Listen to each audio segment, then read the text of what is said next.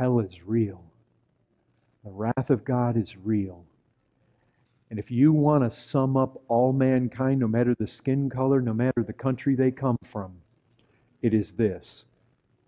They can come from Hindu countries, they can come from America, they can come from South America, they can come from Russia, they can come from Asia, they can come from Australia, they can come from wherever.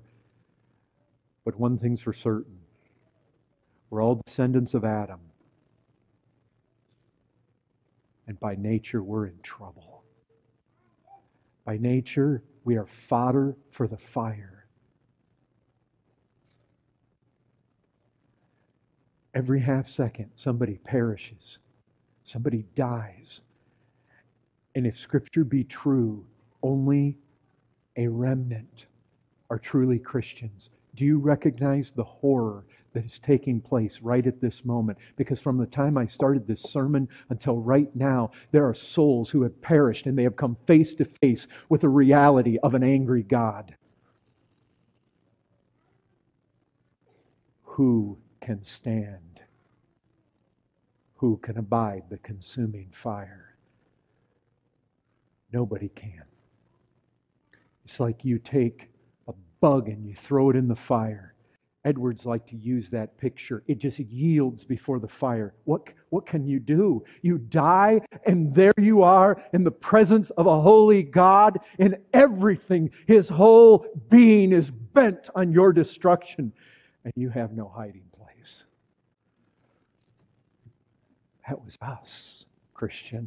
That's how you were. And if you're lost, that's how you are. And that's how the vast majority of the world around us is. And it's terrifying. Man is the way God sees him. Man is not the way he imagines himself to be. Man thinks so highly of himself. And God says the whole lot of you are born to wrath. Not born to be wild, not born to be free. You are born to wrath. Your life may be shorter, your life may be longer. Born to wrath. Children of wrath. Objects of wrath. You have that truth there in John 3:36. Whoever does not obey the Son. Scripture says the wrath of God abides on him. You have a world out here, they're not submitting to Christ. The wrath of God presently abides on them. The wrath of God is presently revealed from heaven against all this ungodliness and unrighteousness of men. That is the truth of Scripture. It may not break forth upon our heads immediately. We may be storing up wrath for the day of wrath. But make no mistake about it. Though you may have woken up to the sun shining out here, if you don't have a hiding place, God is angry. You are on death row, and the day of your execution is coming quickly. Quickly. And it's forever. You get sick today, you get really sick. There's a hope. I'm going to get well. You break your arm. There's a hope. It's going to heal. You come face to face with an angry God without a hiding place.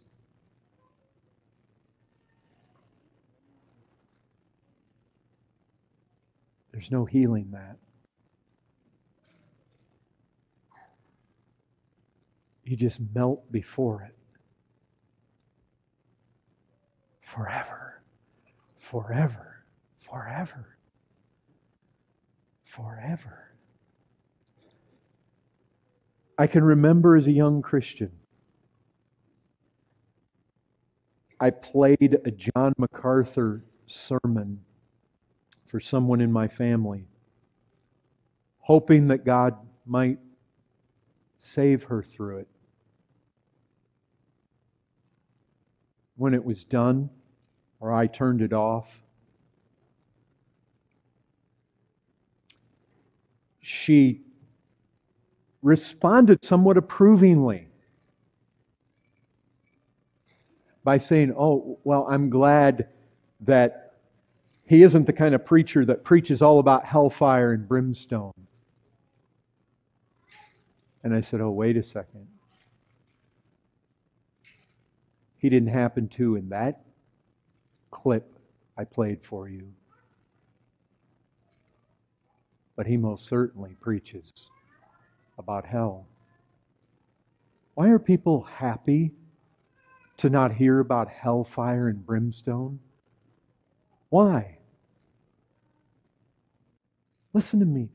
If the doctrine of the wrath of God is true, and hellfire and brimstone is true, is that a truth that we should be hiding? Should we be glad? Oh, we're glad. There was a sermon and we didn't have to hear about hellfire and brimstone. Listen, this pertains to every one of us.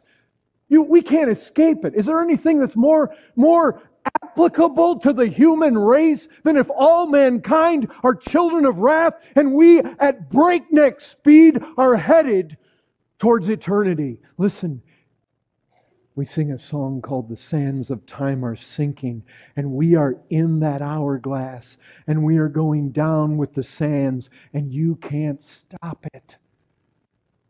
And if you don't have a hiding place, those sands are drawing you ever onward, ever forward.